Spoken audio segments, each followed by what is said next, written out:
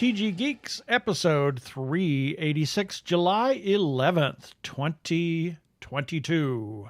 Television comings and goings.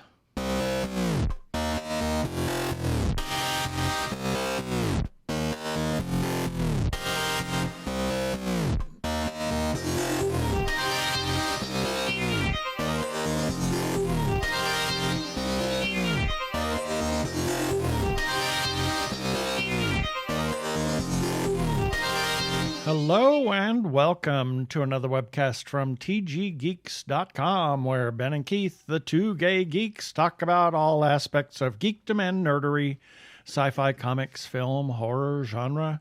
You name it, we talk about it. I'm Keith Lynn. We're coming to you from TG Squared Studios in lovely Phoenix, Arizona.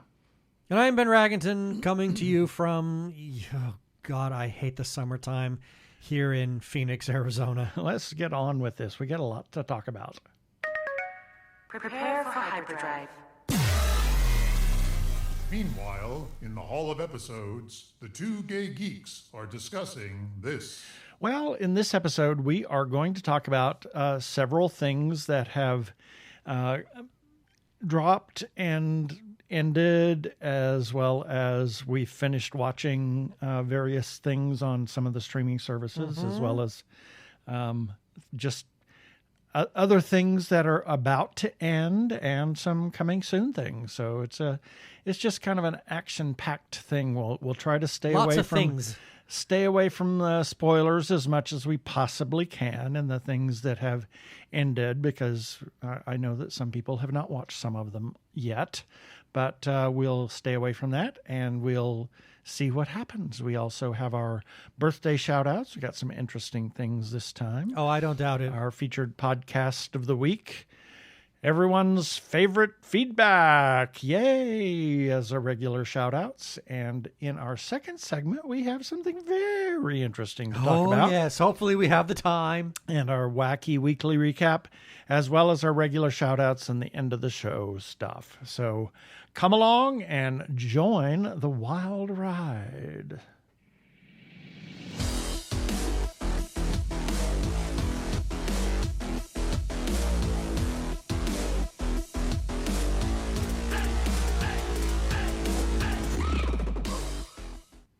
Well, that was our intro. Yeah. How about that? A brief one. A brief one. Or I could use... No. Oh, God. Thank you.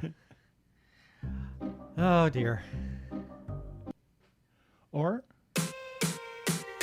No, not yet. Not yet. Not okay. yet. Not yet. Well, later. Later. What has ended for us? The big one that just ended this past week was Star Trek Strange New Worlds. My Lord. We had the season 1 finale. Okay, so it's going to be a little difficult to avoid the spoiler area. We will do our absolute darndest, as Keith said earlier, because there are some people, especially those across the pond, who have not seen much of this yet. Yeah. And we want to respect them. The Strange New Worlds is really a departure from what we have been getting. Yeah, of the new Trek. Of the new Star Trek. Of the new Star Trek. This is definitely a return to the older Star Trek. In fact, we were getting, like with Next Generation, and especially with the original series, at least in terms of tone and structure. Yeah, we get some morality plays. We get those single episode things. There was a little bit of a story arc going on. More of a character arc. It was a character arc. I mean, but that we had those things. We saw those things in original series as well. A little bit, yeah. A character would develop and then we would discover something, most especially about Spock, and that he had a wife. Oh my gosh. Yeah. Who knew? And I think we had more character arcs in Next Generation, but this one was, even before the series began, we were being told that, yes, these are basically standalone episodes, but there is going to be a character arc. So that's nothing new. Yeah. We all knew that was going to happen, and we all knew it was going to revolve around Captain Pike because of what happened to him in the second season of Star Trek Discovery. So that is no surprise there. We had that as well as the other character arc of something, that I wouldn't even say a tertiary character, with the Doctor.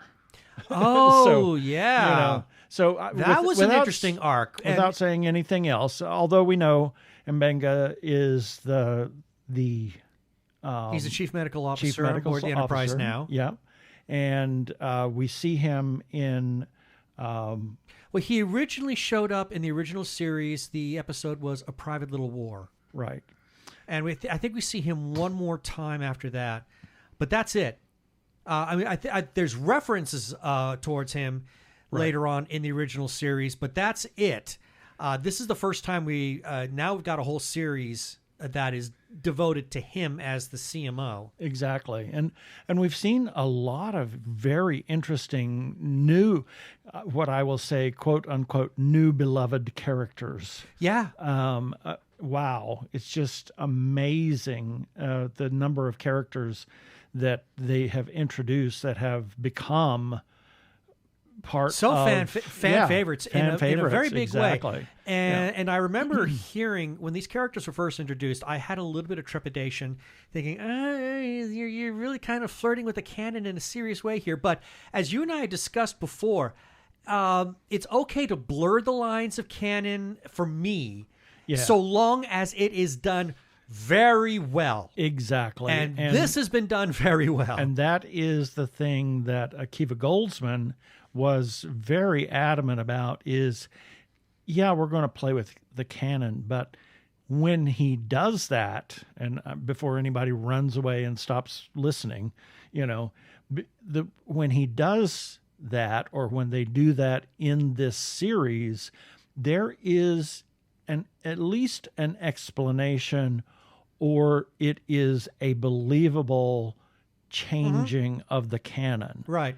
So it's not this. It's not a flagrant violation. Yeah, it's not this all of a sudden, red matter stuff. That kind of thing. Yeah, Klingons in first season of Star Trek Discovery. Okay. Oh my God. Yeah, we're not yet. None of that. Yeah, and the Kelvin timeline and all of that. Yeah, exactly. Anyway.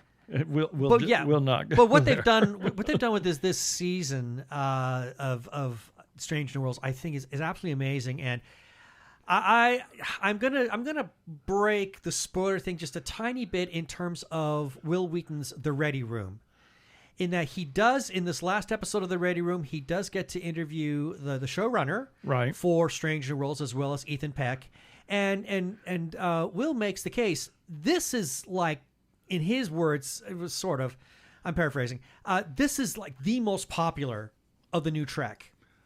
I would say that for me it is. It's my favorite. I mean, and it's not to say that I haven't been enjoying Discovery. I have been, especially the past couple of years. I think Discovery has been at its finest. Yep. Picard has been great fun. Oh my gosh, yeah. But holy cow, Strange New Worlds. This was everything that spoke to this 60-year-old who remembered watching Star Trek as a little tiny kid in front of his television. Yeah. So this really speaks to me as old guard Star Trek, and yet still manages to inject that new flavor and that new tone that I think is so appealing to today's audiences. Exactly. And I'll just leave this Strange New Worlds with this statement. Pompadour Pike. Oh my God. Yeah, that's my nickname for him.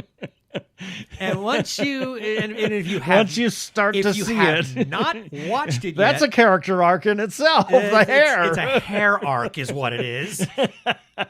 His hair is arcing. And all you have to do is watch the series and you'll see for yourself why we call him that. Exactly. Now. Oh, God. Stranger Things. This. Holy cannoli. God, did I love this last season. It was incredible. I was madly in love with it. Yeah. This series has just gotten better and better as it goes on. And my hat's off to the Duffer Brothers for what they are crafting here. This this closer was just, it was a roller coaster ride. Oh my gosh, yeah. It really was. You know, and in terms of not just the thrill and the action, but in terms of some of the character development.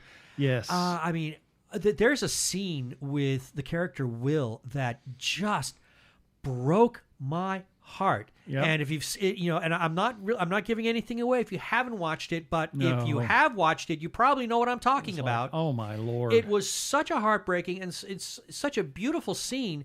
Well, beautifully well acted by the young man playing the part. Yeah.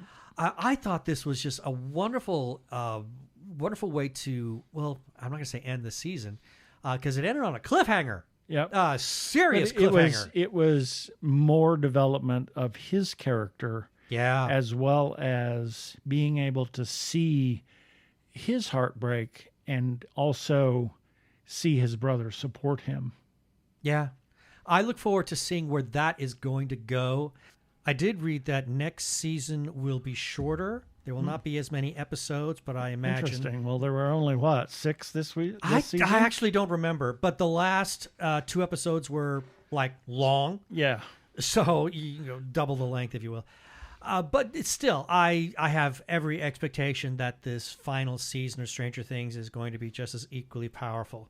And I hope we get a few answers that we're sort of desperate to get. Exactly. A few, anyway, few, yeah. hopefully.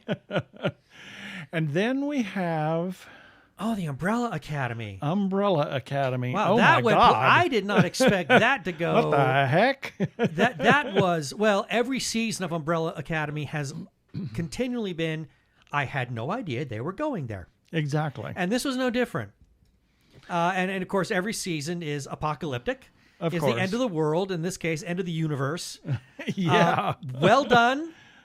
It was very, this one almost felt like out of a Twilight Zone episode, It though. really did. The last tone of it was last fascinating. episode, Yeah, the very the tone last was- episode was truly a Twilight Zone episode. I loved it. I think it was great. And without giving anything away, I feel that if the showrunners wanted to say, we're calling it a day, that's the perfect place to do it. Exactly. But, or if they don't get picked up. or they don't get picked up. But I have heard, or I did read an interview with the producer saying, I would like to do another season. Yeah, maybe to do a real proper wrap up that where everybody has a happy ending after Happy ending. happy ending stuff. Yeah. So the interesting thing is that I was reading on, and I have not read the graphic novels Umbrella Academy, Right. but I was reading on Wikipedia about the different graphic novels, and they've pretty much expended the material That's out there. that's out there. Yeah. So unless another one is, published and or they decide to go directly to video, shall we say, Yeah. with I that, would- and then publish the do it George R. R. material Martin. later. Yeah. Yeah, do a Game of Thrones. I would like to see that final graphic novel just to kind of, see for myself, how did it end? Did it end the same way as this last season of Umbrella Academy? That would be interesting to find out. Yeah. So interesting to see where that goes, if it goes. I hope and it if they does, pick it because up. I think But there is more story to tell. Yeah, I grew to love several of the characters. Oh, so did I. they were just quirky as all get out. And I'm always going to love 5. Of course. 5 is always going to be my favorite because he's just so weird. He is. And now there's several things that are just about to end. We have the Orville, which has 4 more episodes. I'm shocked when I read 4 more only. Talk about short season, and I want Yeah. to touch on this really quickly. A lot of these shows, since coming back, and I don't know if this is a result of the pandemic or is this just part of the new streaming service model that we're getting, but a lot of them have very short seasons now. Yeah. Discovery, I think, had maybe 12 or 13. Strange New Worlds had 10. And I think going forward, the future Star Trek television shows are all going to have 10 per season, which I don't know how. I don't know how I feel about that. Well, I think gone are the days of the 26 episode seasons. the half year. Well, in the case of the Paramount streaming service, I kind of get behind that because there's always been something going. Usually there has been a tiny bit of overlap between the ending of a series and the starting of a new one. Yeah. Although I don't think we're going to get that right now. I think we're going to have a break, which I'm very sad about. But if you've got enough Star Trek television shows running and in production, it does allow you to continually put forth something new so that you're not letting your fans down. Now, in the case of the Orville, Well, that since it moved over to Hulu this year, or for this season, who knows whether, I don't know. And there's no talk of a pickup. Yeah, which has me very sad. August the 4th is supposed to be the last episode, and actually, the title of that on IMDb is Future Unknown. Oh, dear. That's terrifying. It could be one of those, they're going to leave it kind of on a note of, this is the last episode if they don't get picked up, and it's a great ending. But then, maybe they could come back in another season. I certainly hope so. Or whatever. And I know that the pandemic really derailed Seth MacFarlane in getting this current season produced. Right. They had to actually stop production at one point because of the pandemic, and I don't know what kind of logistics he had to deal with in order to get the show up and running again. Right. Whatever it is, I hope it doesn't take as long. If they go for a season 5, I hope that it doesn't take nearly as long, although I am very fearful that we will not get one. Yeah, you never know. It depends on how much pull he has, Well, and I don't know if Hulu has any idea as to what the numbers are yet. Yeah. So we'll have to wait and see. We'll wait and see. Ms. Marvel. Wow. One episode left. Oh my gosh. I am loving this. The last episode is on the 13th. Yeah. And what's really sad is that this is the lowest rated of all the Marvel shows. Really? Yeah. The lowest viewership. It. I think it is. I think it's just fantastic. Fabulous. I think the fact that it is all, for the most part, is written, produced, directed, acted. A lot of the major creatives are all of people of color, and I say that as, they're, whether they're Muslim or they're Indian or they're Middle Eastern or they're, whatever, of that sort of people of color. So, and I don't mean to be offensive. I just don't know how to say it tastefully. How do you refer to folks from that part of the world, well, the Middle Eastern, which are, a variety of folks, I think it's been a fantastic show, but Pakistani, sorry. Excuse me. But sadly, the news articles are that this is the lowest watched of all of the Marvel shows. And I don't know if this is a case of Marvel hangover, that maybe people are getting a little bit, I'm so burned out on the Marvel shows. Which I think is sad if that's the case. Unfortunately, and I don't want to say this, but I think it's because we've introduced a brown girl I would hope as that's a hero. I would hope that's not it.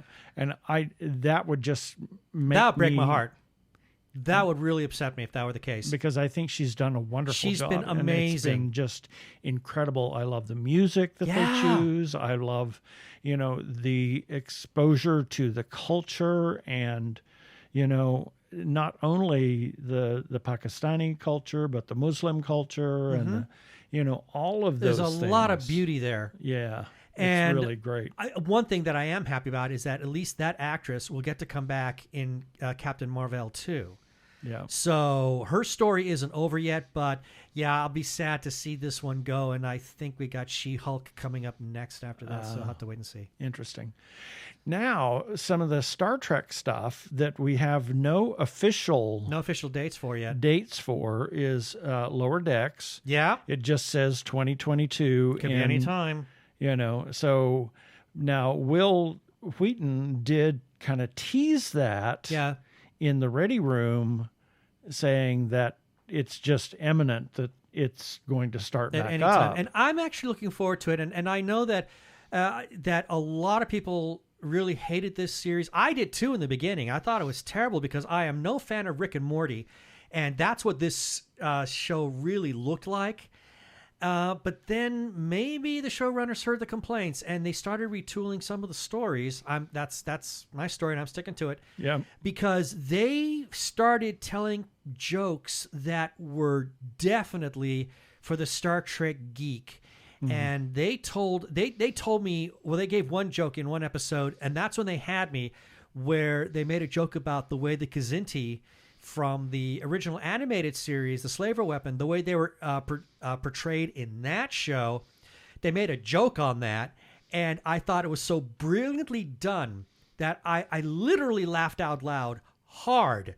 To me, I thought that was one of the most brilliantly done jokes in all of the Star Trek canon, and I thought, okay, now you have my attention in a good way. So, and I've actually grown to like the show. I've gone back and I've forced myself to watch the first season, which still was very hard to get behind, but the second season was much, much better.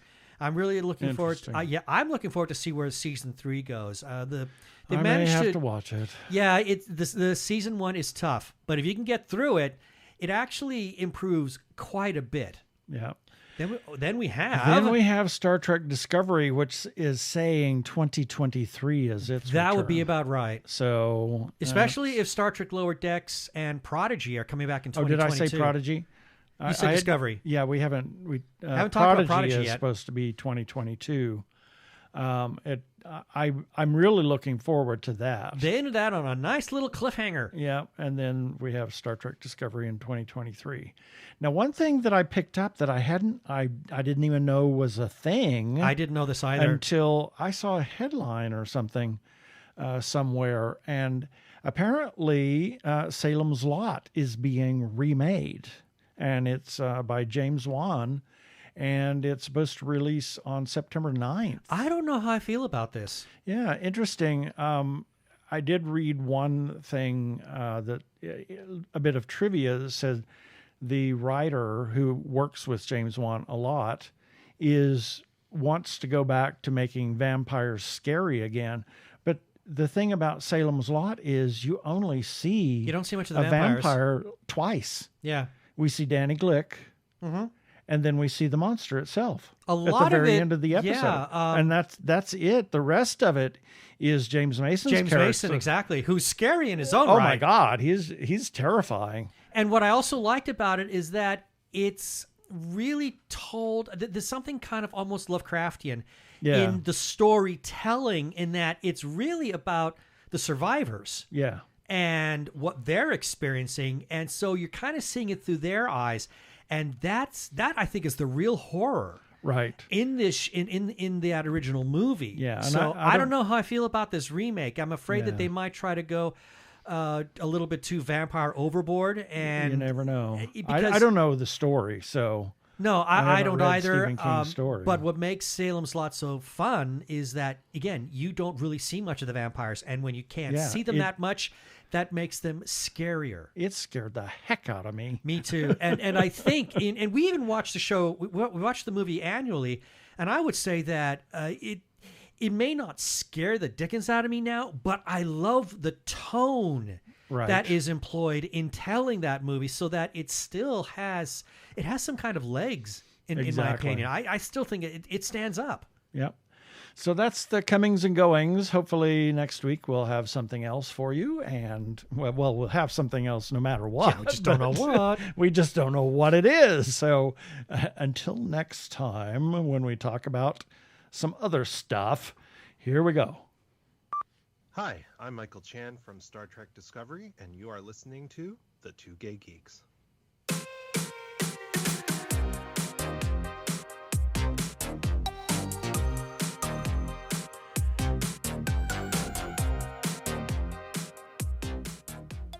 Now it's time for that music. There it is. Here's a few selected birthdays for July 11th through July 17th, 2022. July 11th, Tab Hunter. Oh my God, he's so hunky. Actor, heartthrob that was actually gay.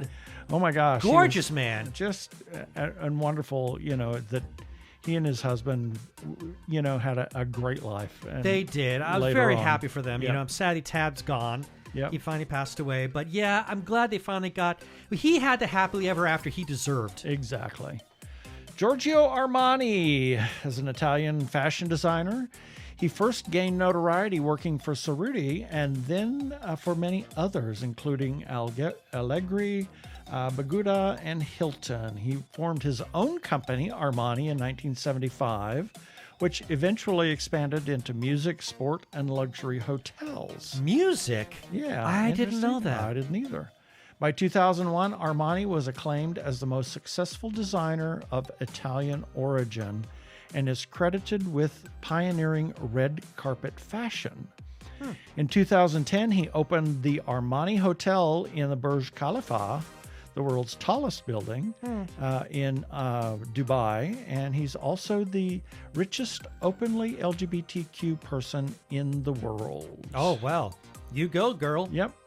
E.B. White, author known for Charlotte's Web Yep. and Stuart Little, and also the editing with James Strunk of the Elements of Style Handbook. It's a grammar, usage handbook. It's sitting right here on my desk.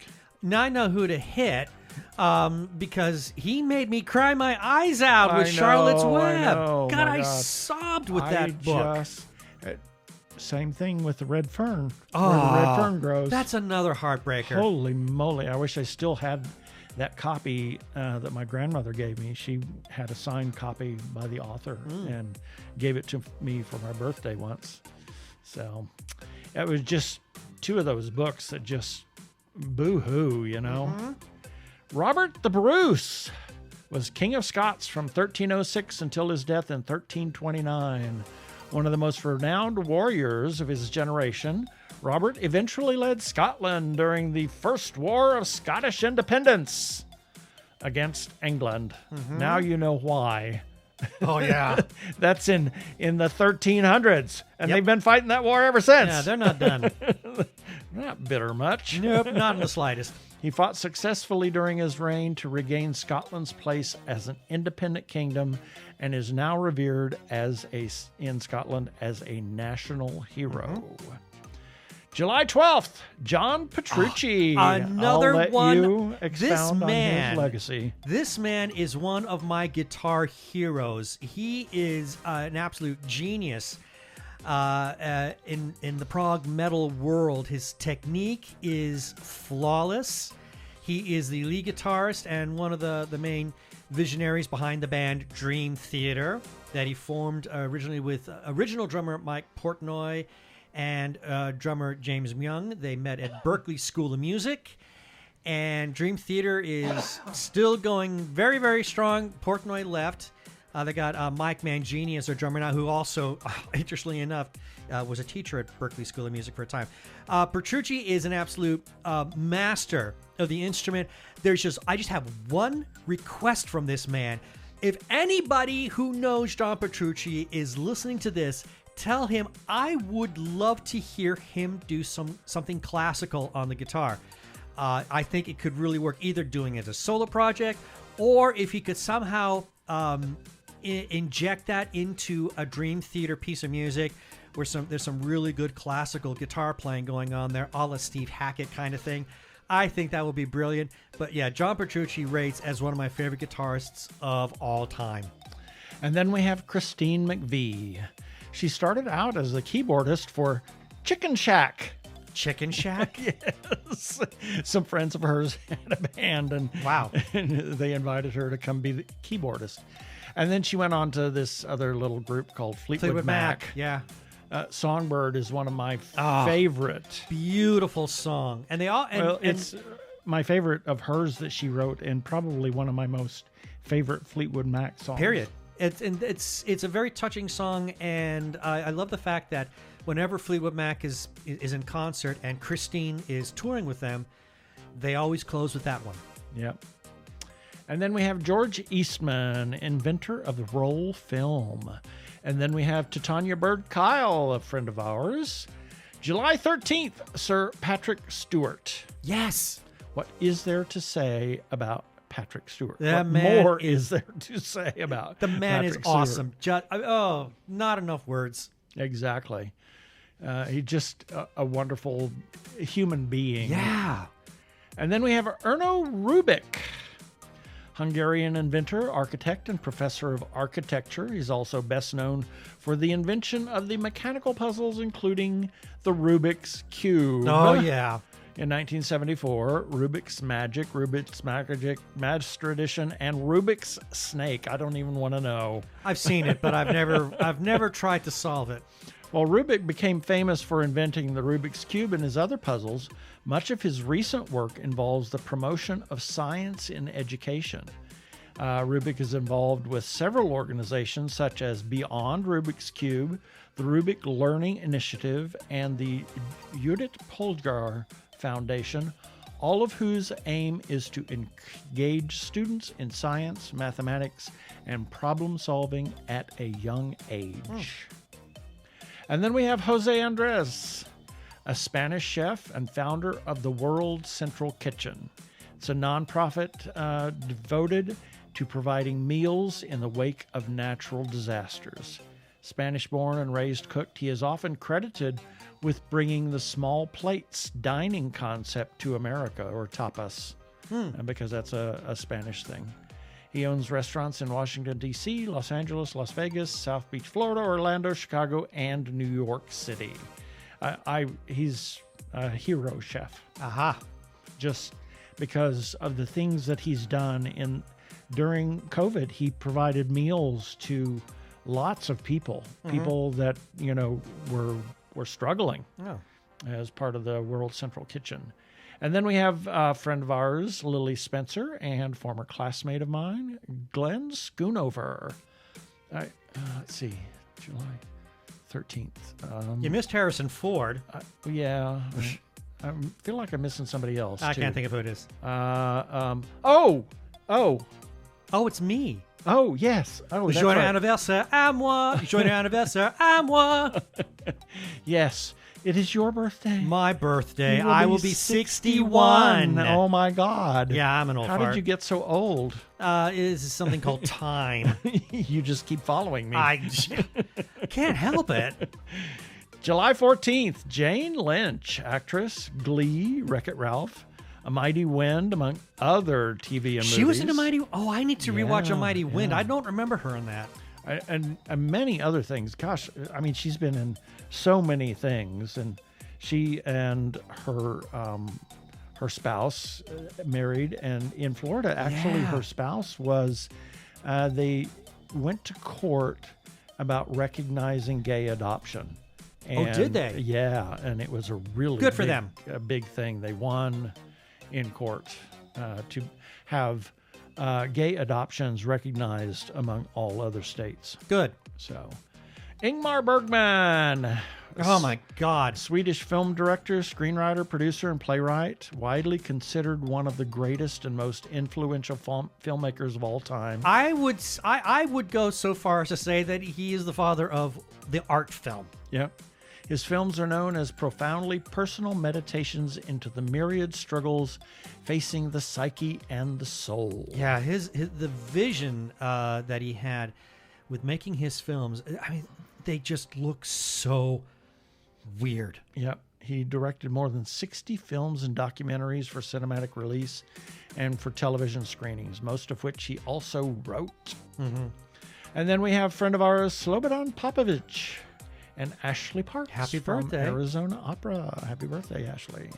July 15th, Celia Embry, actress. We were just talking about her last night. Oh, yes, we were.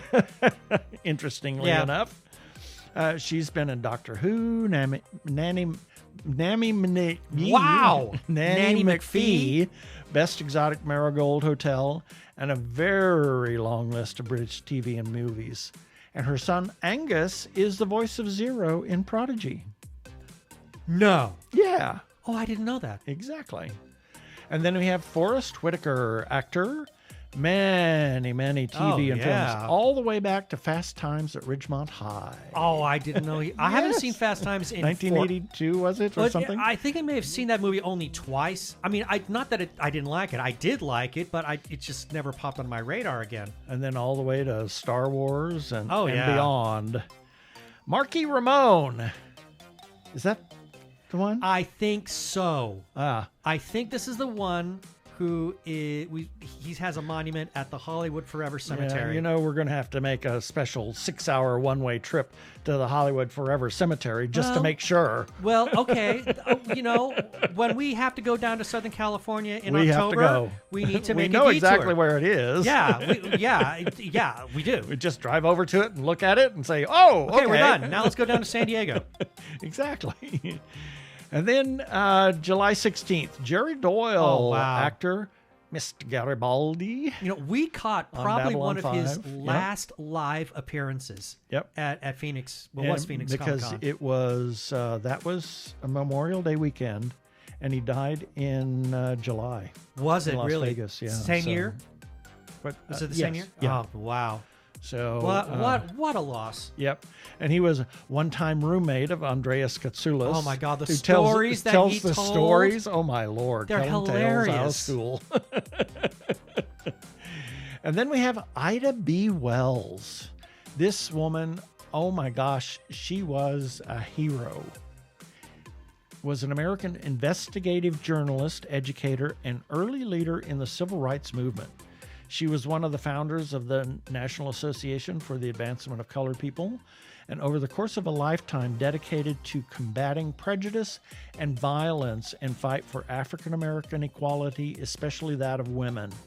Wells arguably became the most famous black woman in the United States. She was born in slavery in 1962. Oh my word. In Mississippi. In slavery in 1962. 1862. Did I say 19? Yes, 1962. Sorry. Whoa. well, there still was slavery in 1962 in Mississippi.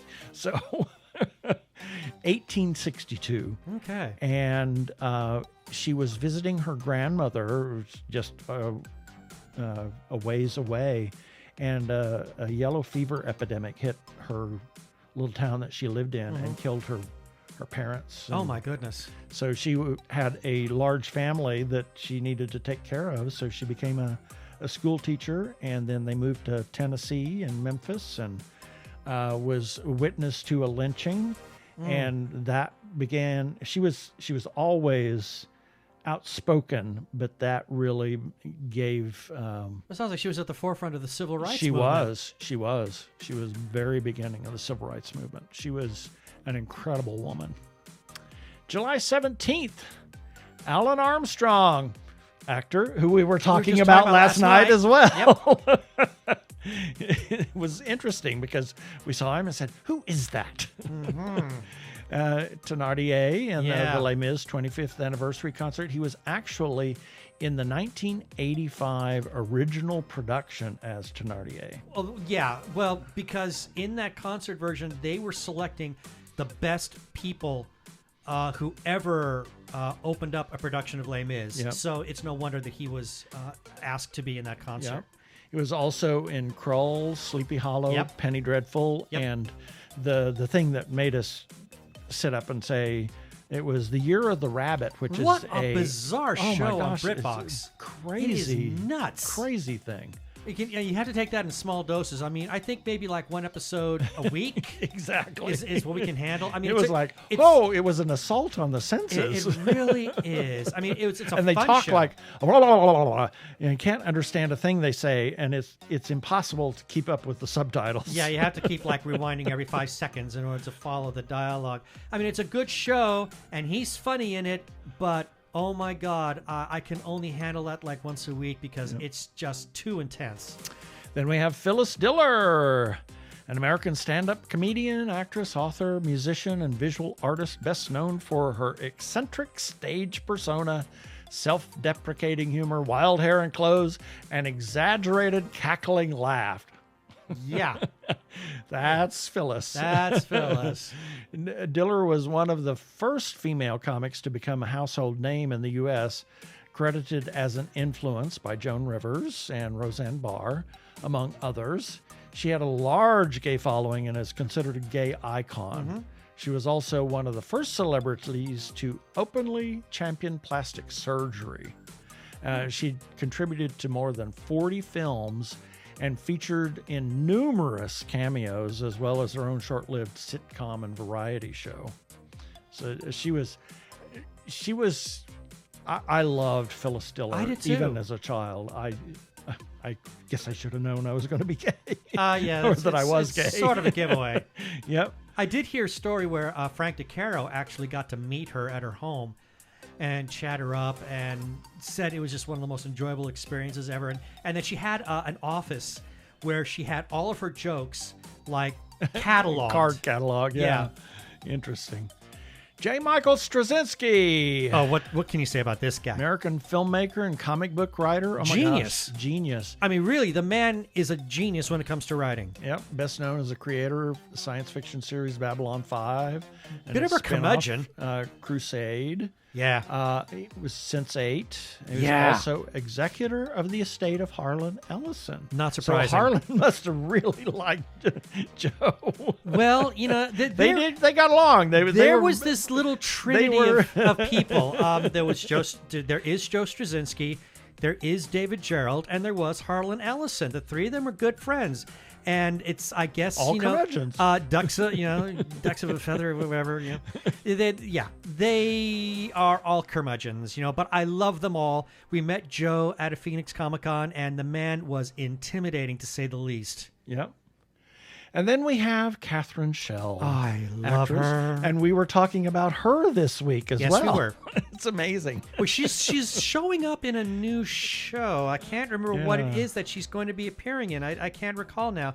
I'm really sorry that I don't remember what it is. Yep. But yes, she's going to be cast, and she's to appear in something new coming up soon. Yep. She was a Bond girl, a Clouseau foil. Oh, yeah. A moon babe. I loved her in 1999. I loved her in Return of the Pink Panther. She was great in that. And a countess. Oh, yes. She was delightful in City of Death, one of our favorite One of our episodes. personal favorites, yes. And was actually considered for Janeway on Voyager. Oh, that would have been before interesting. They settled on Genevieve Bujold. Oh, no kidding. So she was really early in the process. Yeah. Oh, okay. Yeah. And then we have friends of ours, Tom King. Happy birthday, Tom. Kathy Young and Scott Miller. And that's it for the birthdays this time.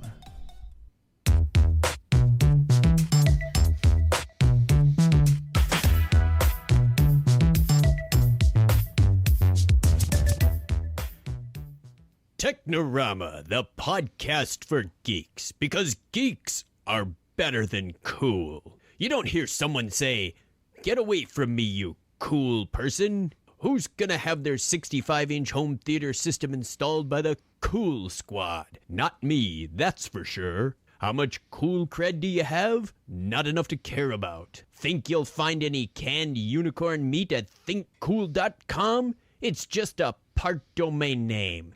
They don't even have roadkill in a paper cup. That's why you need to start listening to Technorama, because that's what geeks do. Go to chuckchat.com and listen to Technorama before you turn cool.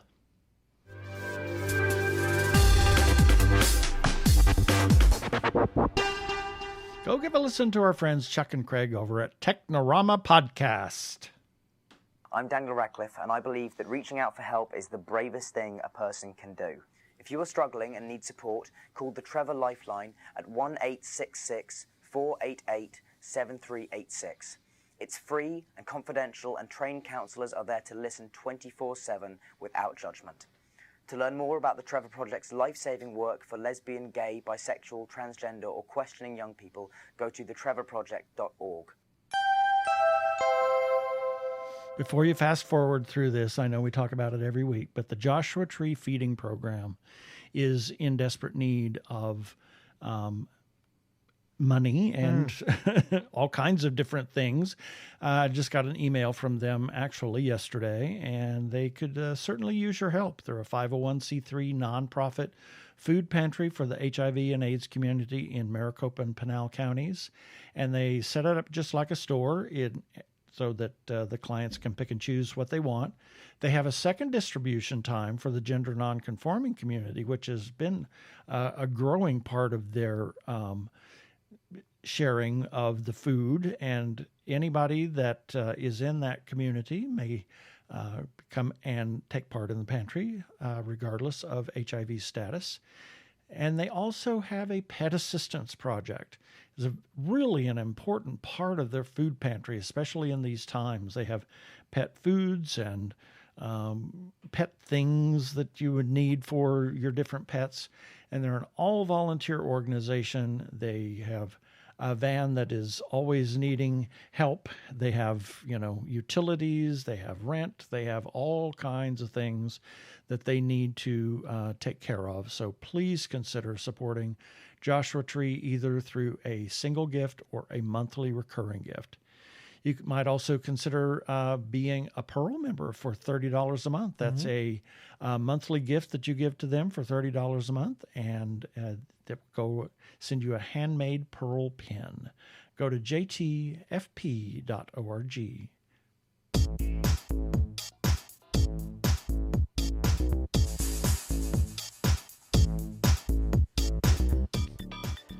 And it's time for our feedback. These are comments that we received in response to articles and episodes that we ran on our website at tggeeks.com, and the links for each of these will be in the show notes for this episode number 386 that you can find at tggeeks.com. Starting with, regarding Hamish Downey's 5 questions with Ark Horton. Got a comment from Ark Horton herself saying, "Thanks so much for the opportunity to share my work and my story."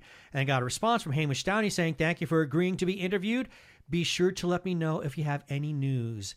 And then the hits just keep on hitting regarding Space 1999, a retrospective, or what happened in season 2. Golly, Wow, I wrote this years ago. I know. And it keeps recycling every so often. And got a comment from Esther P. Torres, left this on our website saying, "I believe that the characters should have stayed throughout the first and second season. Some of the writing wasn't very good. Women were made up as scared, useless people. I thought that the characters needed more substance." You got some good comments there. And we close it off regarding TG Geeks episode number 383. And this was an episode that was in response to someone on Twitter named Cosmic Library saying, you should, maybe kind of do some, sci-fi that transcends, And it's like, okay, we'll do that. So, and here's the follow-up. And here's a follow-up from Cosmic Library. First saying, "Happy birthday, TG Geeks. Yay. Thanks for the great episode. I was super intrigued last episode," meaning 382, "how you just kind of jumped off into fluffy sci-fi under the assumption sci-fi could be and often is so much more. Which I think is so valid and shows the respect the genre has garnered over the years, rightfully so. The Matrix is my favorite sci-fi and favorite movie of all time." You got good taste there. "So glad to see it get some love. Star Wars was a great example, too, of something that transcended the genre and became part of the dominant pop culture." You nailed it there. That's our feedback. Yep. If you want to leave a comment, you can certainly do that on our Facebook page, Twitter, or Instagram. You can even comment on our YouTube episodes or at tggeeks.com directly on each article. Or you can receive a shout out on a future episode like these folks did. We also have a listener feedback line. We want to hear from you. And we'll hopefully blow the dust off of the listener feedback line when you leave us a voicemail. You can call, and then we'll play that on air, so you can hear yourself on the radio. Here I say radio. What? On the internet. You can leave a voicemail, and you can call 469 TG Geeks. Yes. That is 469-844-3357. And as always, please play nice. For more than 2 decades, Judy and Dennis Shepard have honored their son Matt by working to erase hate around the world. The Matthew Shepard Foundation honors his legacy by inspiring the good work of activists, teachers, artists, and legislators, and everyday LGBTQ+ folks and their allies. Join us today in helping to erase hate. Visit MatthewShepard.org. Thank you to Comcast NBC Universal for that promo. Well, as everybody knows, we are huge supporters of independent creators, whether it's filmmakers, comic book writers, or others. Please, please, please buy their stuff, talk to them, chat them up, find them on Instagram, find them on Twitter, find them on Etsy, find them on Pinterest, wherever, Facebook, wherever their own websites. Please consider supporting independent creators.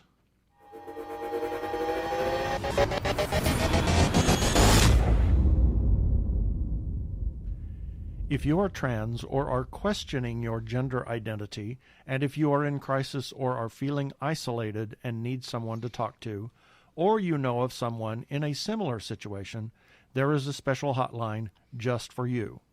The hotline is provided by translifeline.org and staffed by trained counselors who are transgender themselves. The hotline in the U.S. is 877-565-8860. In Canada, it is 877-330-6366. Or you can go to translifeline.org to learn about the important work they are doing. Please reach out for help. You are not alone. Yeah, baby. They're like two gay geeks. They're together, you know. They're two gay guys and they're geeks. Is that okay?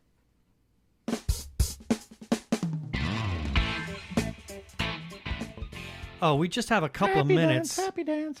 Oh, but boy, are we just so excited about something that is going to be happening in October. In October, it started out, we watched the launch. Yeah, of the Disney Wish. Of the Disney Wish. And it was all like, over oh YouTube. My God. Yeah. And then we saw a couple of tours of it, and it's like, holy cannoli. I don't know about you, but I found myself just so longing to be on a Disney cruise again. Yes. And I realize that not everybody's going to understand this, but after Keith and I did our very first Disney cruise way back in, I can't remember when, we fell in love with it. Yeah. Absolutely fell in love with it. And it's been like our big Disney getaway kind of thing now. That's our Disney healing. And this is our 8th cruise. Our 8th cruise on Disney. And we looked at it, and it was an October cruise, and I didn't want to fly all the way to Orlando, and I would love to do the Wish. I really I would too, really, and we will really one day, want maybe in a year or so. If we win the lottery, yeah, maybe we'll get to. I'm thinking maybe not next year or the year after we might do it. But besides paying for the Wish, even for a short cruise, you have $1,500 just in airfare and a hotel just to get there for the $4,000 cruise. Yeah, it's true. So I thought, well, the end of the season, or the Alaska, because the Wonder does Alaska starting in May, and then it stops in the end of September sometime, something like that.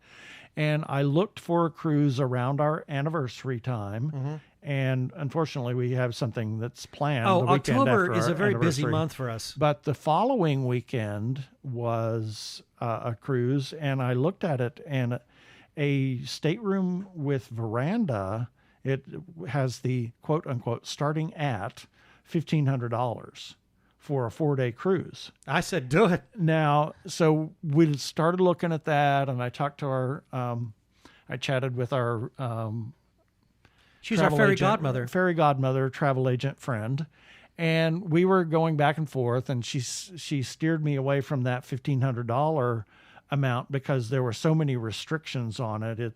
It's a non-cancelable, non-refundable, no blah blah. I mean, there were so many too many ugly things tied into it. Yeah. I mean, if you couldn't go, even the travel insurance wouldn't cover it. You lost your money. Yeah, that's no good. So even the regular stateroom with veranda after that was like $2,300, which, I mean, it's not that much more. It's okay. And then she said, well, if you're going to spend that much money, why not and she's been trying to get us to do the concierge level for a number of years now. A number of years, and the concierge level was just a couple $100 more. And I said, okay. And then I started looking into holy cow, what is included in the concierge Man, that level. is some It's like, serious. Holy moly! That is some serious status. I think we are going to get ruined forever. Yeah, we're going to want to do but concierge at least for every short cruise from here on in. Exactly. It's worth it. And we are so excited. It's all excited. It's like almost, at least once a day, one of us is asking, is it October yet? Exactly.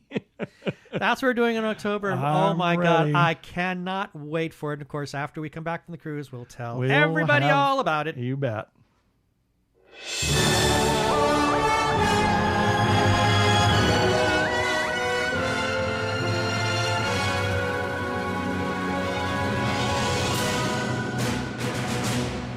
And it's time for our weekly review. These are items that we ran on our website this past week at tggeeks.com, and the links for each of these will be in the show notes for this episode article number 386 at tggeeks.com that we will share on all of the major social media platforms. Starting with Sunday, July 3rd, Nerdy Chupacabras number 107. On the 4th, TG Geeks episode number 385.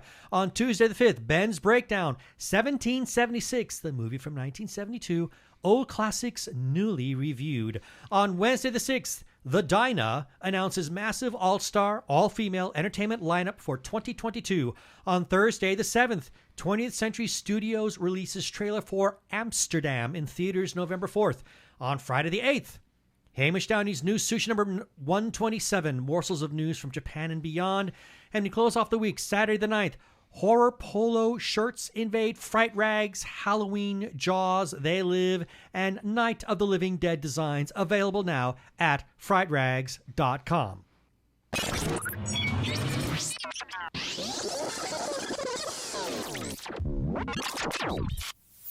We have shout-outs. First to our good friend Arkle, also known as Brian Weber. He is on Twitter. He's referred to as Brian the Ampersand List YouTuber, and we mention him because, hey, he has his Arkle Times Post-Dispatch News, which sometimes publishes our content from time to time, so we give him the shout-out. And if you want to find the Post-Dispatch News, look for him on Twitter, Brian the Ampersand List YouTuber, or at Geek of All Trades, and Geek is spelled the letter G, the number 3, the number 3, K of All Trades. And while you're looking for all things Arkle, go to his YouTube channel. That is youtube.com/Arkle Studios, and see the plethora of things he has going there. The plethora. We must also give some shout-outs to some Facebook groups for allowing us to post our lovely stuff there. First to Gay Geeks After Hours. Got to thank their moderators for saying that we could share away our content there. And their URL is facebook.com/group/Gay Geeks After Hours. And then to The Gay Geek for pretty much the same thing. And their URL is facebook.com/group/The Gay Geek. And as always, we give special thanks to their moderator, Jeremiah Reeves. Thanks, Jeremiah. And wherever you found us this time, you can also find us on Spotify, TuneIn, Stitcher, Amazon Podcasts, as well as where other fine podcasts can be found. Also, check us out for a replay on Sci-Fi Radio at 3 a.m. and 3 p.m. Pacific Time on Tuesdays. And listen to their other content. They are a 24-hour geeky internet radio station. Please rate us and review us on iTunes, and don't forget to subscribe to our YouTube channel.